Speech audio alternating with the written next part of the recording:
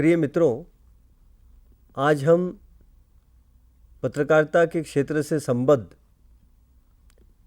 विविध संगठन जो राष्ट्रीय एवं अंतर्राष्ट्रीय स्तर पर कार्यरत है उनका परिचय करा के लेंगे।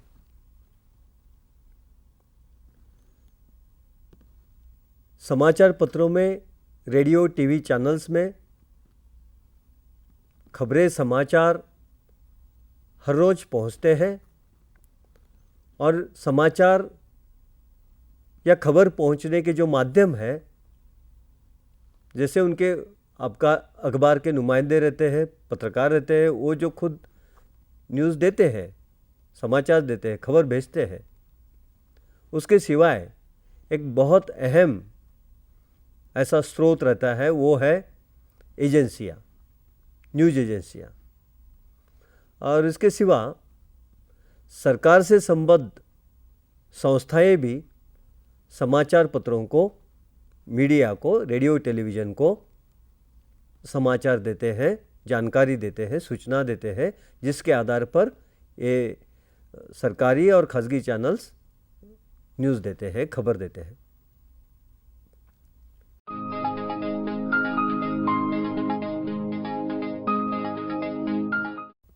सबसे पहले आता है पीआईबी। पीआईबी का मतलब है प्रेस इंफॉर्मेशन ब्यूरो। ये भारत सरकार का सूचना एवं प्रसारण मंत्रालय जो है, जिसे मिनिस्ट्री ऑफ इंफॉर्मेशन ब्रॉडकास्टिंग कहा जाता है, MIB, उसका एक घटक है, एकक है। पीआईबी का जिम्मा है केंद्र सरकार के जितने भी निर्णय हैं, भारत सरकार के जितने भी निर्णय हैं, विविध मंत्रालयों में लिए जाते हैं, उन निर्णयों की जानकारी, केंद्रीय मंत्रिमंडल के निर्णयों की जानकारी, विविध विभागों में चल रहे कार्यों की जानकारी, योजनाओं की जानकारी, जो विविध उपक्रम, कार्यक्रम ले गए हैं, उनकी जानकारी, यश कथाएं, सक्सेस स्टोरीज, प्रेस को अवगत कराना। तो एक तरह से प्रेस इंफॉर्मेशन ब्यूरो भारत सरकार के लिए कार्य करने वाले जनसंपर्क अधिकारी, पत्रकारों का ही, सरकारी पत्रकारों का ही एक संगठन है, ऐसा कहा जा सकता है। और पीआईबी ने समय के साथ साथ अपने कार्य में काफ़ी बदलाव किए हैं, सुधार किए हैं। आज के डिजिटल युग में उन्होंने, जैसे वो छायाचित्र भेजते थे, फोटोग्राफ भेजते थे समाचार पत्रों को, अभी वो डिजिटली फोटोग्राफ भेज रहे हैं, फीचर भेजते हैं, आलेख भेजते हैं, उनके लिए भी उन्होंने डिजिटल सिस्टम अपनाई है। समाचार भेजते हैं, सरकार के निर्णय भेजते हैं। हर रोज़ देश के पूरे समाचार पत्रों में, टेलीविज़न चैनलों में, दूरदर्शन में, रेडियो में, बुलेटिन में अंतर्भूत करने के लिए प्रेस इंफॉर्मेशन ब्यूरो से समाचार जाते हैं। और एक बहुत बड़े पैमाने पर भारत के सभी भाषाओं के समाचार पत्रों में, रेडियो टीवी चैनल्स पर पीआईबी से सूचना, जानकारी, खबर, समाचार जाते रहते हैं, आलेख जाते रहते हैं। एक बहुत बड़ा कारोबार है। पीआईबी के भारत के सभी राज्यों में अनेक एकक हैं, यूनिट्स हैं, जिसके द्वारा उस प्रदेश के समाचार पत्रों को, मीडिया को, रेडियो टेलीविज़न चैनल को खबरें, जानकारी, अहवाल, उसके साथ साथ आलेख दिए जाते हैं। पीआईबी को एक और जिम्मा रहता है कि पीआईबी को केंद्र के मंत्रीगण तथा केंद्र के सचिवगण या केंद्र के विभाग द्वारा जो प्रेस कॉन्फ्रेंसेस होती है, पत्र परिषद होती है, वो पत्रकार परिषदों का आयोजन भी उन्हें करना पड़ता है। प्राइम मिनिस्टर के साथ महामहिम राष्ट्रपति के साथ जो पत्रकारों का मंडल जाता है, प्रेस का मंडल उनके साथ जाता है, ग्रुप जाता है, उसका चयन करना, सभी मंत्रालयों को प्रेस इन्फॉर्मेशन के बारे में, पत्र परिषद के बारे में, प्रेस नोट के बारे में जानकारी देना, सहयोग देना, उसके बारे में प्रशिक्षण देने का काम भी कभी कभी पीआईबी करती है। तो पीआईबी का आमतौर पर काम भारत सरकार के कार्य की जानकारी देना है, समाचार के जरिए, निर्णय के जरिए, आलेख के जरिए, छायाचित्रों के जरिए, जो कार्यक्रम होते हैं कार्यक्रमों के समाचार के जरिए।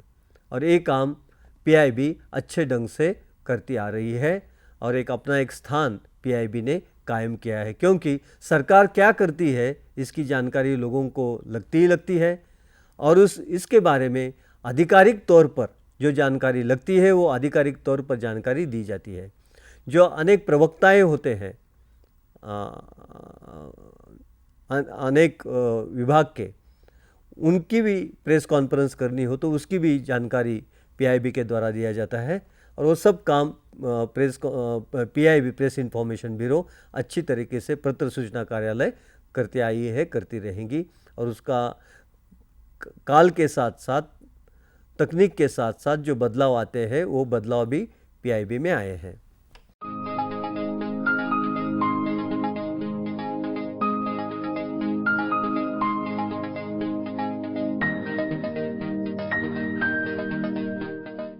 अभी इसके सिवाय और न्यूज़ एजेंसियां हैं, समाचार एजेंसियां हैं जो माध्यमों को, मीडिया को न्यूज़, समाचार, फीचर्स देते हैं।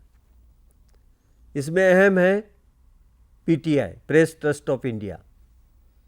ये एक संगठन है जिसकी भागीदारी अनेक समाचार पत्रों की है और एक साथ इकट्ठा होकर एक डेमोक्रेटिकली एक ट्रस्ट बनाया हुआ है और ये प्रेस ट्रस्ट इंडिपेंडेंट, इम्पार्शियल समाचार देने की कोशिश करता है और एक व्यावसायिक संगठन है और एक गुणवत्ता का संगठन है और पीटीआई ने अब तक अपनी प्रतिमा इस क्षेत्र में एक अहम समाचार एजेंसी के रूप में कायम की है। पीटीआई की स्थापना 1948 में हुई थी और अब तक पीटीआई ने समाचारों का डिस्ट्रीब्यूशन करने में, निर्माण करने में और क्वालिटी देने में, एक अच्छे स्तर की न्यूज़ देने के क्षेत्र में एक अच्छा काम किया है, भरकस प्रयास किया है, अच्छी कोशिश की है और उनका एक प्रतिष्ठित न्यूज़ एजेंसी, समाचार एजेंसी के रूप में उन्होंने अपना नाम कायम किया है। नॉन अलाइन न्यूज़ पूल जो बना था उसके लिए भी पीटीआई ने एक नोडल एजेंसी के रूप में अच्छा काम किया है। तो पीटीआई भारत की सबसे प्रतिष्ठित न्यूज़ एजेंसी है और जिसका स्थान आज भी कायम है। बहुत सारे समाचार पत्र, बहुत सारे रेडियो टीवी चैनल्स पीटीआई के न्यूज़ को प्राथमिकता देते हैं। यही इसका सबूत है कि एक अच्छी तरह से कार्य कर रही है।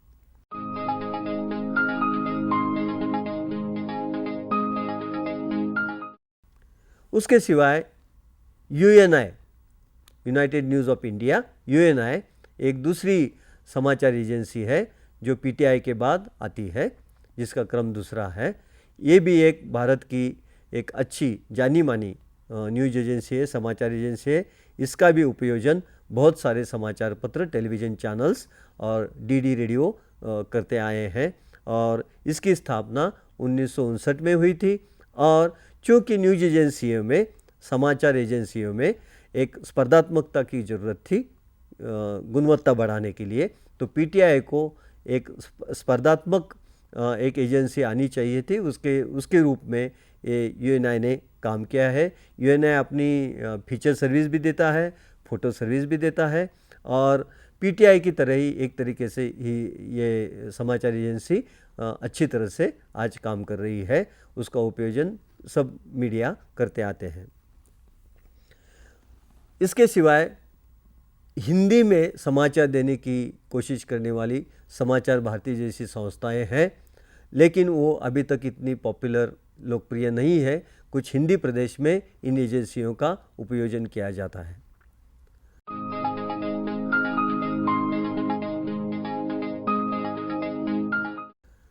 अंतर्राष्ट्रीय स्तर पर देखा जाए तो एसोसिएटेड प्रेस एपी ये एक समाचार एजेंसी है जिसके विश्व के सभी प्रमुख देशों में ब्यूरोज हैं, पत्रकार हैं और अंतर्राष्ट्रीय स्तर पर समाचारों का निर्माण, समाचारों का डिस्ट्रीब्यूशन और समाचार सभी मीडिया यूनिट में देने के लिए एपी का काम चलता है।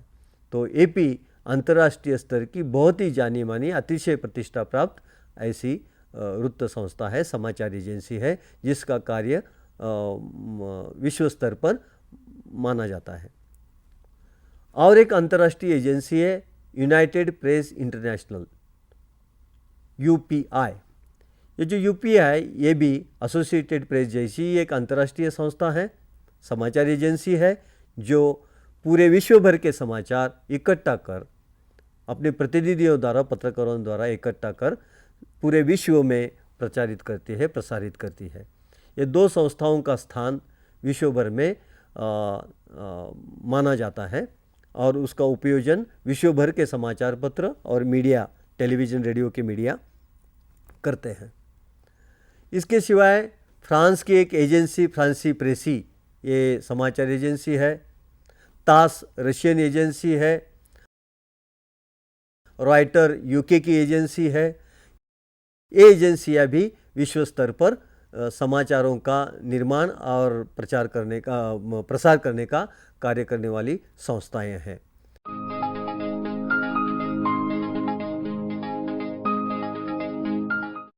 इस न्यूज एजेंसी के अलावा भारत में समाचार पत्रों के कुछ संगठन हैं। INS इंडियन न्यूज़पेपर सोसाइटी ये एक ऐसी ही प्रमुख संस्था है जहां भारत के सभी समाचार पत्रों के, प्रमुख समाचार पत्रों के प्रबंधक इकट्ठा होकर उन्होंने अपना एक ऑर्गेनाइजेशन, संगठन बनाया है।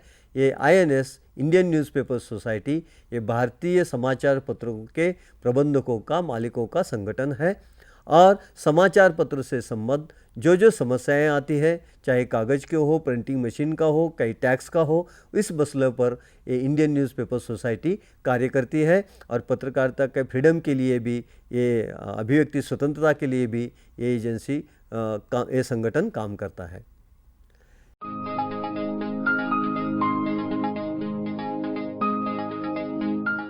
इल्ना इंडियन लैंग्वेज न्यूज़पेपर एसोसिएशन, इल्ना तो भारतीय भाषाओं के जो समाचार पत्र हैं उनके प्रबंधकों का, मालिकों का संगठन यानी इल्ना, इंडियन लैंग्वेज न्यूज़पेपर एसोसिएशन। इल्ना भी इंडियन न्यूज़पेपर सोसाइटी जैसी ही एक संगठन है जो भारत के भाषाई पत्रकारों के प्रबंधकों को और मालिकों को इकट्ठा करती है, संगठन प्रदान करती है और भारतीय भाषाओं के समाचार पत्रों की समस्याएं, चाहे विज्ञापन का दर हो, चाहे कागज़ की समस्या हो या कोई इंपोर्ट करने के बारे में, मशीनरी इंपोर्ट करने के बारे में कुछ मदद हो या अन्य कोई उनके उससे संबंध मसले हो, उसके लिए ये संगठन कार्य करता है। अंतर्राष्ट्रीय स्तर पर देखा जाए तो वैन नाम की एक संगठन है, वर्ल्ड एसोसिएशन ऑफ न्यूज़पेपर, वैन। वैन अंतर्राष्ट्रीय स्तर की, विश्व स्तर की समाचार पत्रों के प्रबंधकों की संगठन है। विश्व के 20,000 समाचार पत्र इस संगठन के सदस्य हैं और वैन चूंकि एक अंतर्राष्ट्रीय संगठन है, उस माध्यम से, इस संगठन के माध्यम से समाचार पत्रों का नया तकनीक, समाचार पत्रों की नए समस्याएं, समाचार पत्रों का विश्व भर का बाजार, समाचार पत्रों के विश्व भर का विज्ञापन, समाचार पत्रों के इंडस्ट्री का शोध कार्य, उसका अहवाल, इन सारी चीज़ों के बारे में वैन बहुत अच्छे तरीके से काम करती है। WAN का हर 2 साल में एक बार अंतर्राष्ट्रीय परिषद का आयोजन होता है। भारत में हैदराबाद में 2 साल पहले WAN का अंतर्राष्ट्रीय अधिवेशन हुआ था और जिसमें कम से कम 2-2.5 हज़ार विश्व भर के प्रतिनिधि आते हैं और विश्व भर के 100 भाषाओं में जो समाचार पत्र प्रकाशित होते हैं उनके प्रबंधक, उनके एडिटर, माध्यमों के अभ्यासक उसमें सम्मिलित होते हैं और प्रिंट मीडिया के मसलों पर अच्छी तरह से बहस, चर्चा, चिंतन इस परिषद में किया जाता है।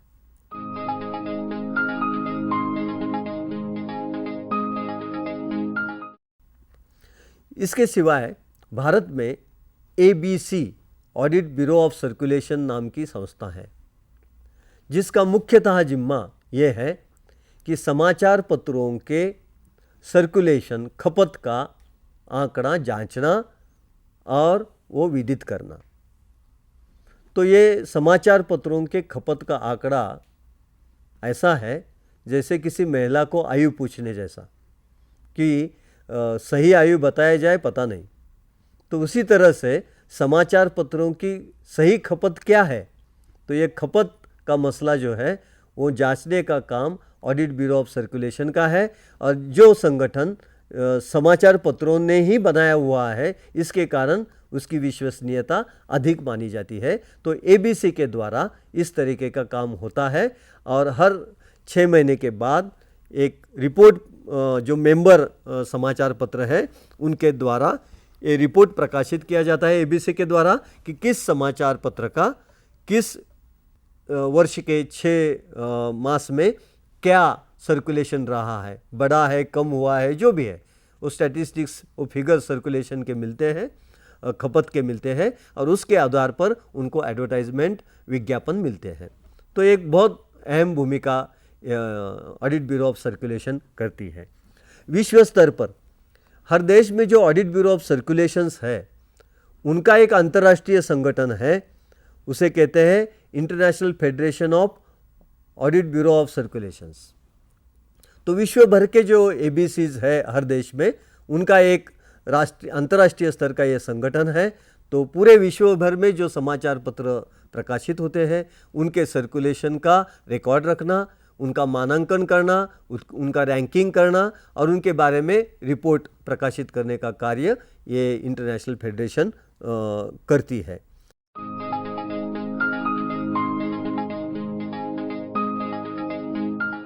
इसके सिवाय एक अंतर्राष्ट्रीय स्तर पर पत्रकारों का भी संगठन है, इंटरनेशनल फेडरेशन ऑफ जर्नलिस्ट।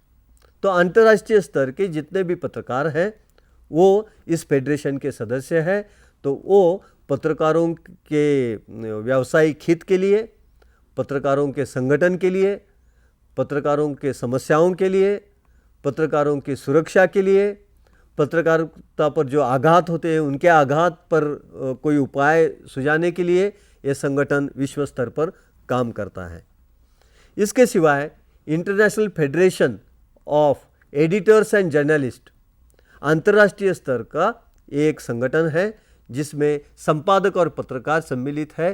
तो जितने भी अलग अलग देशों में पत्रकार और संपादकों के संगठन हैं उनका एक अंतर्राष्ट्रीय फेडरेशन बना हुआ है और ये फेडरेशन इस रूप में काम करता है जो विश्व स्तर पर पत्रकारों के समस्याओं का जिक्र करता है, चर्चा करता है, मंथन करता है, चिंतन करता है और उसके बारे में विविध अहवाल, रिपोर्ट्स प्रकाशित किए जाते हैं। इस तरह से विश्व स्तर पर अनेक संस्थाएं पत्रकारिता के हित में, पत्रकारों के संरक्षण के लिए, पत्रकारिता वृद्धिंगत होने के लिए, पत्रकारिता का अभिव्यक्ति स्वतंत्रता अक्षुण्ण रखने के लिए कार्य करती है। जैसे रिपोर्टर्स विदाउट बॉर्डर्स ये जो संस्था है, ये संस्था पत्रकारों पर जो हमले होते हैं, पत्रकारों की जो हत्याएं होती है, इसके लिए काम करने वाली संस्था है। फ्रीडम हाउस एक अंतर्राष्ट्रीय संस्था है जो प्रेस फ्रीडम के लिए काम करती है और प्रेस फ्रीडम का अहवाल, रिपोर्ट हर साल वो प्रकाशित करती है कि विश्व भर में प्रेस फ्रीडम की स्थिति क्या है, स्टेटस रिपोर्ट जिसे कहा जाता है, वो स्टेटस रिपोर्ट ये फ्रीडम हाउस प्रकाशित करता है। इस तरह से विश्व स्तर पर, देश के स्तर पर अनेक संगठन और संस्थाएं पत्रकारिता के क्षेत्र से संबद्ध अपना कार्य करती है और मुझे लगता है कि इन संस्थाओं के द्वारा पत्रकारिता की गुणवत्ता सुधार के लिए, पत्रकारिता के हितरक्षण के लिए और जनतंत्र के व्यापक रक्षण के लिए ये सभी संस्थाएं अच्छी तरह से अपना अपना कार्य कर रही है, अपना अपना योगदान दे रही है।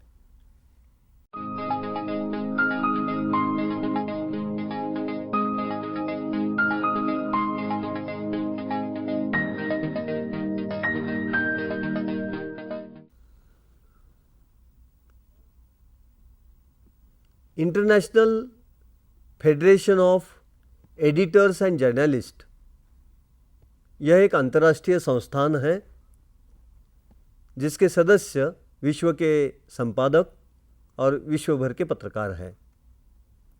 यूनेस्को ने अपना जो कम्युनिकेशन एंड इंफॉर्मेशन डिवीज़न है उसके द्वारा ये प्रयास किया था और करता है भी है अभी भी यूनेस्को कि अभिव्यक्ति की स्वतंत्रता, प्रेस फ्रीडम, इसके लिए ये विभाग कार्य करता है। और इन्होंने इस international federation of editors and journalist को एक जिम्मा दिया था 80 के दशक में कि पत्रकारों के लिए आप खुद एक कोड ऑफ एथिक्स बनाएं, आचार संहिता बनाएं जो पूरे विश्व भर में सभी पत्रकारों के लिए दी जाए। चूँकि पत्रकारों पर किसी बाहरी नियंत्रक की ज़रूरत नहीं है, वो तो पत्रकारिता के स्वतंत्रता पर आक्रमण होगा, इसलिए सेल्फ रेगुलेशन, स्वयं नियमन की बात कही जाती है। और इसीलिए ये जो international federation of editors and journalist है उनको ये जिम्मा दिया गया कि आप पत्रकारों के लिए एक मॉडल कोड ऑफ एथिक्स बनाएं। ये मॉडल कोड ऑफ एथिक्स इसी का ही एक फलनिष्पत्ति है जिसमें 12 विषयों का चिंतन और चर्चा कर गाइडलाइंस, निर्देशन, दिशा निर्देश दिए गए हैं। पहला है press freedom. A free press is the most effective safeguard of the freedom of expression, without which other fundamental civil liberties cannot be protected. Press should have the right to publish news and comment without hindrance to ensure the public is fully informed. जनतंत्र में लोगों को सूचना का अधिकार है, जानकारी लेने का अधिकार है और ये जानकारी देने का कार्य पत्रकारिता करती है। इसलिए अभिव्यक्ति की स्वतंत्रता अक्षुण्ण रखनी है, कायम करनी है, उसको बढ़ावा देना है, तो प्रेस फ्रीडम, पत्रकारिता की स्वतंत्रता अत्यावश्यक है। अगर पत्रकारिता की स्वतंत्रता अबाधित नहीं है, बाधित है, तो जनता के, नागरिक के अधिकार का वहन नहीं होगा और नागरिक को पूरे तौर से अधिकार प्राप्त नहीं होंगे। लोगों के जो नागरिक अधिकार है उन पर कोई आँच आती है, बाध्यता आती है, कमी आती है, तो उस पर नज़र रखने का काम, सर्विलेंस रखने का काम पत्रकारिता करती है। और इसलिए प्रेस फ्रीडम के लिए कार्य करना ये पत्रकारों का प्रथम कर्तव्य माना जाता है और जनतंत्र की रक्षा करना भी पत्रकारिता का पहला कर्तव्य माना जाता है। दूसरा है फैक्ट्स, तथ्य। कोई भी समाचार, कोई भी आलेख, कोई भी आर्टिकल वो तथ्य पर हो, वस्तुनिष्ठ हो और facts should be established and reported with impartiality, ऐसा कहा गया है। जो भी आप तथ्य देंगे वो तथ्य आपने निपक्षपाती दृष्टिकोण से देने की ज़रूरत है, इम्पार्शली देने की ज़रूरत है, और जो तथ्य है उसको आधार भी देने की ज़रूरत है। ना मूलम लिखते किच्चित, जिसको आधार नहीं है ऐसी कोई भी चीज़ लिखनी नहीं चाहिए। तो पत्रकारों का ये जिम्मा बनता है, जो भी चीज़, जो भी बात हम कह रहे हैं, जो भी समाचार दे रहे हैं, खबर दे रहे हैं, उसके लिए तथ्य के आधार होने चाहिए, और उसके आधार पर वो सिद्ध करना चाहिए कि ये तथ्य, इस तथ्यों के आधार पर ये सच है, ये सच्चाई का अंश है। तो इसलिए कमिटमेंट टू द फैक्ट्स वो एक बात है। उसके बाद separation of news and opinion, समाचार, खबर और मत, इनमें भेद करने की ज़रूरत है। समाचार में मत ना आए और मतों में समाचार ना आए, ये देखना बहुत ज़रूरी है, और ऐसा होता नहीं। तो ऐसा हो रहा है अभी कि समाचार कौन सा है और विज्ञापन कौन सा है समझ में नहीं आ रहा है। तो इस स्थिति में इंटरनेशनल फेडरेशन का ये कहना है कि news should be news and opinion should be opinion. जहाँ मत दिया गया है, ओपिनियन दिया है, वहाँ मत आना चाहिए, और जहाँ न्यूज़ देनी चाहिए वहाँ प्योर, शुद्ध रूप में न्यूज़ आनी चाहिए। उसके बाद रिकॉग्निशन ऑफ डिफरेंट ओपिनियंस, किसी भी विषय को लेकर अलग अलग धाराएं, विचारधाराएं, अलग अलग पक्ष होते हैं, सभी पक्षों को देने की जिम्मेवारी है, और वो देने की जिम्मेवारी पत्रकारों ने अच्छी तरह से निभानी चाहिए। उसके बाद रिस्पेक्ट फॉर ह्यूमन डिग्निटी, पत्रकारिता तो समाज की सेवा करती है, पब्लिक सर्विस इंडस्ट्री है, तो मानवता और मानवता की सेवा यह अंतिम ध्येय है पत्रकारिता का। तो ये पब्लिक कॉज की इंडस्ट्री है, जनता के लिए कार्य करने वाली इंडस्ट्री है, तो मानवता ही उसका मूल मंत्र हो सकता है। तो dignity of humanity should be maintain by the press, ये कहा गया है। उसके सिवाय presentation of violence, crime, terrorism, acts of brutality should not be glorified. Violence है, हिंसा है, दहशतगर्दियों की कृतियां हैं, व्यक्तिमत्व हैं, और जो भी चीज़ समाज को घातक है, जनतंत्र के खिलाफ है, हिंसा की दौड़ में हिस्सा लेने वाली बात है, इन सभी चीज़ों को ग्लोरीफाई करने की कोशिश नहीं करनी चाहिए। कभी कभी हमें ऐसा नज़र आता है समाचार पत्रों में कि जो क्रिमिनल्स है, गुनहगार है, उनका उदात्तीकरण किया जाता है, ग्लोरीफिकेशन किया जाता है। तो ये चीज़ नहीं होनी चाहिए, इसके लिए प्रिकॉशन लेनी चाहिए, ऐसा ये कोड ऑफ कंडक्ट में कहा गया है। करेक्शन ऑफ फेल्सहुड, गलती से कभी कभार पत्रकारिता में गलत सूचना, जानकारी छपाई जाती है, कही जाती है, तो पत्रकारों ने जब उनको पता चले कि मैंने जो बात कही है, लिखी है, बताई है वो गलत है, तो उनका कन्फेशन देकर, उसका स्वीकार करते हुए सच क्या है वो कथन करने की ज़रूरत है। प्रेस को उतना ऑनेस्ट होना जरूरी है, प्रामाणिक होना जरूरी है। उसके सिवाय उन्होंने कहा है प्रोटेक्शन ऑफ सोर्सेस। तो पत्रकारों को जो खबर मिलती है, समाचार मिलते हैं, तो उनके सोर्सेस रहते हैं, स्रोत रहते हैं, और स्रोत वो कॉन्फिडेंशियल रहते हैं, गोपनीय रहते हैं। अगर उनका नाम सामने आ गया तो किसी पक्ष के द्वारा उन पर हमला हो सकता है, जानलेवा भी हमला हो सकता है, उनको धोखा हो सकता है। इसीलिए पत्रकारों का ये जिम्मा बनता है कि उनके जो स्रोत है किसी भी हालत में, चाहे न्यायालय कहे चाहे पुलिस कहे, जानकारी देना उन्होंने नहीं चाहिए। तो ये बात उसमें कही गई है। आखिर में सीक्रेसी, कुछ चीज़ें ऐसी होती हैं कि जनता के हित में, किसी व्यक्ति के हित में कुछ चीज़ें उन्होंने अपने को बताई है या आपको मालूम हुई है, तो व्यक्ति के हित में या देश के हित में, जनता के हित में कुछ चीज़ें उजागर करने के लिए कोशिश नहीं करनी चाहिए। वो सीक्रेसी, उसकी गोपनीयता अक्षुण्ण रखने की कोशिश करनी चाहिए। और आखिरी बात जो कही है, मानवीय अधिकार। पत्रकारिता एक मानवीय अधिकार है, प्रेस की स्वतंत्रता एक मानवीय अधिकार है, व्यक्ति का हक एक मानवीय अधिकार है। तो राइट टू प्राइवेसी है, किसी व्यक्ति विशेष का अपना जीवन किस तरीके से व्यतीत करना है उसका अधिकार है, उसमें पत्रकारिता ने हस्तक्षेप नहीं करना चाहिए। ह्यूमन राइट्स को, मानवीय अधिकारों को रिस्पेक्ट करना, उसका आदर करना और उसके लिए कार्य करना, ये पत्रकारिता का काम है। इसी तरह international federation of editors and journalist ने पत्रकारों को कुछ मार्गदर्शक तत्व, दिशा निर्देश दिए हैं जिसके आधार पर पत्रकारिता काम करे, ये अपेक्षा की गई है।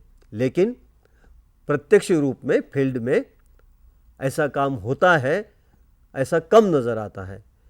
जिस दिन ऐसा काम करने वाले पत्रकार बनेंगे, ऐसे काम करने वाले समाचार पत्र बनेंगे, मीडिया यूनिट्स बनेंगे, उसी दिन पत्रकारिता अधिकाधिक जिम्मेदार बनती जाएगी और लोग कहेंगे कि अखबार ये एक अधिक विश्वसनीय ऐसा माध्यम है, टेलीविज़न एक विश्वसनीय माध्यम है, रेडियो एक विश्वसनीय माध्यम है और जनता के दिल में जिस माध्यमों का स्थान रहता है वही माध्यम टिकता है। जनता के दिल से जो माध्यम हट जाता है वो माध्यम मरने की ओर निकलता है। मुझे लगता है कोई भी माध्यम नहीं चाहेगा कि वो मृत्यु के दिशा में जाए, कोई भी माध्यम चाहेगा कि वो विकसित हो, फले फूले। अगर उनको फलना फूलना है तो विश्वसनीयता बरकरार रखना है, बढ़ाना है, उसके लिए इन आचार संहिताओं का पालन करना जरूरी है।